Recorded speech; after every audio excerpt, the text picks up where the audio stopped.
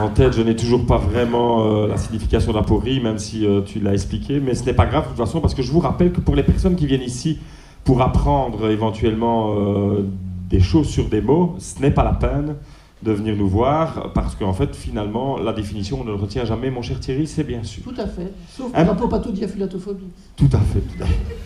Un petit dessin, Denis ? Non ? On n'a pas un petit dessin, il n'a pas eu le temps.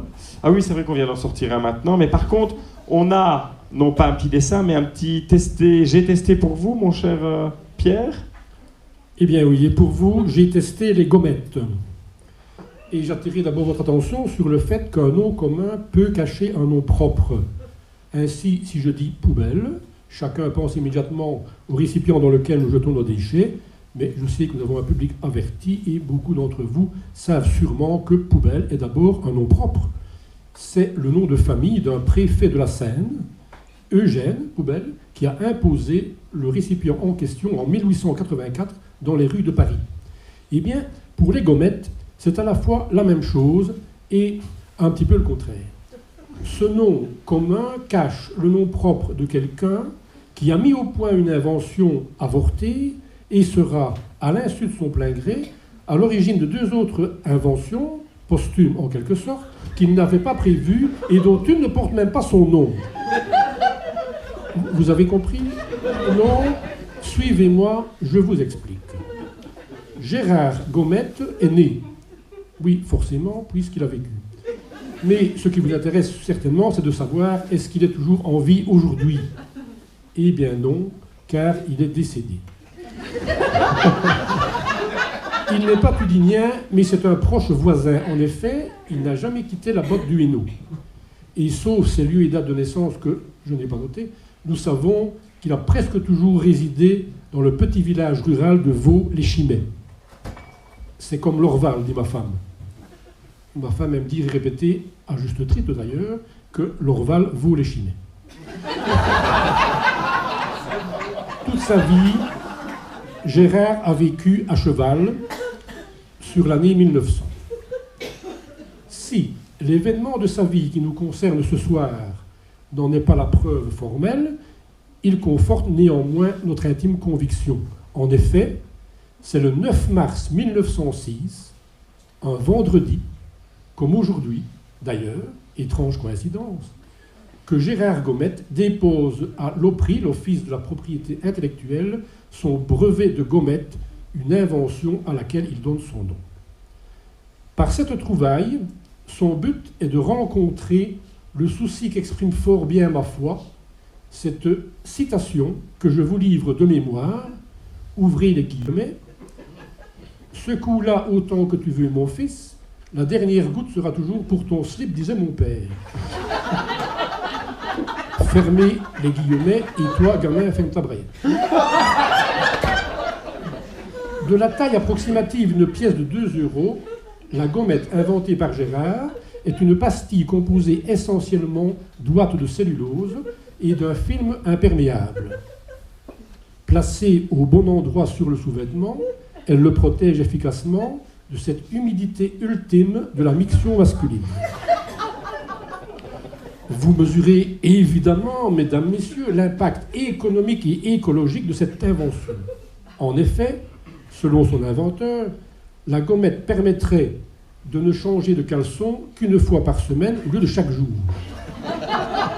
Ce qui implique, avouons-le, une grande économie en lessive et en repassage, et donc en eau, en énergie, en savon, en temps. D'autant plus qu'à l'époque, le string n'est pas encore apparu, et que l'homme utilise des caleçons, et même des longs caleçons, ce qui augmente considérablement la masse et la surface de travail. N'oublions pas qu'à l'époque, on repasse encore les sous-vêtements. En se basant sur une moyenne de vie de 77 ans, 8 mois pour les hommes, elle est de 5 ans de plus pour vous, mesdames, et je m'en félicite, cela représente 4000 caleçons à entretenir au lieu de 28 000. On voit l'impact. Mais la préoccupation de Gérard n'était pas d'abord écologique. On ne parlait pas encore de protection de l'environnement à l'époque. On respectait la nature de façon presque naturelle. L'objectif de Gérard était en fait de diminuer la charge de travail de son épouse, née Juliette Boussec.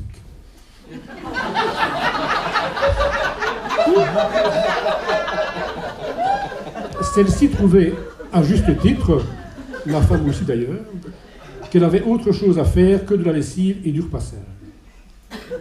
En diminuant ainsi la charge des tâches ménagères de sa femme, on peut dire que Gérard fut un féministe avant l'heure. Il faut dire aussi qu'à l'époque, M. Mille n'avait pas encore rencontré Mme Mille et pas encore inventé le lave-linge automatique à moteur électrique qui se développera dans les années 60. Hélas pour Gérard et pour sa femme, son invention ne décolla jamais vraiment. Ou plutôt elle se décollait trop vite.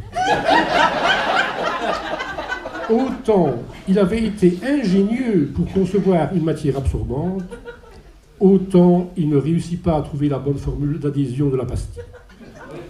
Car il fallait à la fois qu'elle adhère et qu'on puisse facilement l'ôter, puisqu'il convenait de la changer à chaque mixion.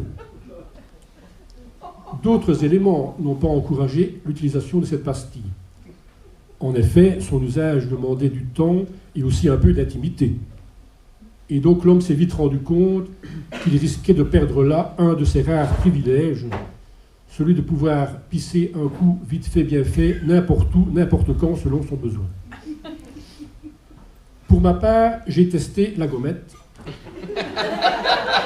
Et je puis dire que ce n'est pas si facile. En effet, il n'est pas évident de placer la pastille à l'endroit ad hoc. J'avais pourtant fait une croix au bic dans le slip pour avoir un repère. Mais même ainsi, c'est resté compliqué et très aléatoire, après manipulation, de remiser correctement l'arrosoir avec le bout de la busette sur la pastille et qu'il y reste.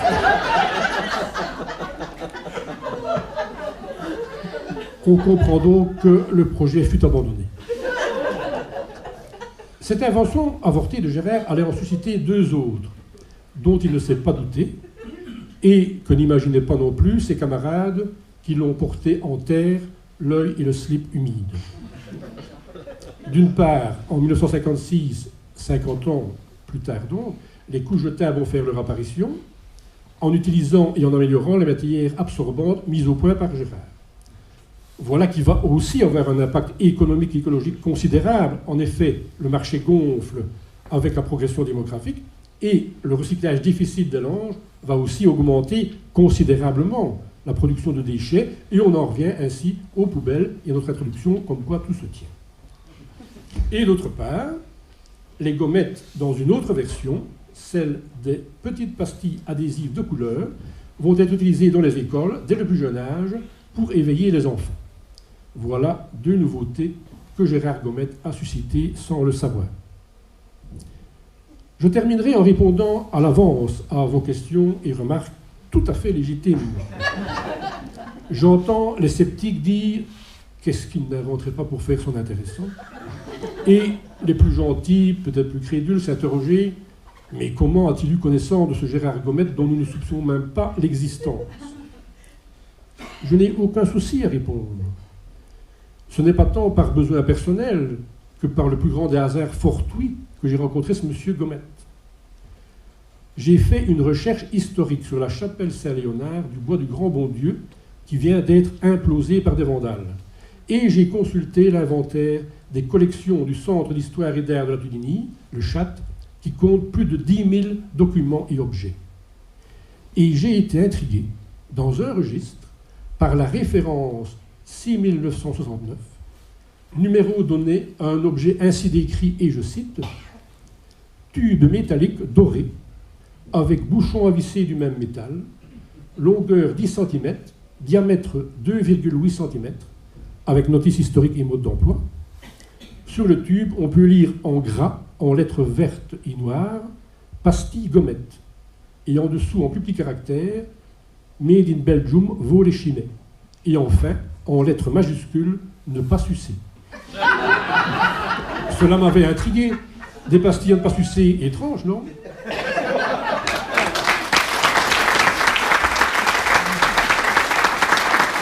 Merci Pierre, merci. C'est incroyable que quand tu racontes, on se voit exactement. Je voyais Monsieur Gomet et surtout je voyais le caleçon dans lequel on mettait cette petite pastille. Merci beaucoup mon cher Pierre. Eh bien, on a dépassé les 40 minutes. Oui, mais ça en valait la peine, Fabien. Tout à fait. Et donc, une petite L'expression de pause. Pierre, c'est que la version Eddie Dubois était « Les dindis sachi su chico, elle deren goût, c'est tout dit pour de caleçon. » Tout à fait. Allez, une petite pause d'une quinzaine de minutes et on revient pour une deuxième partie et un petit générique là-dessus, le temps de laisser les personnes partir boire un petit verre à la cafétéria. Et puis c'est un coup. Et puis c'est un coup.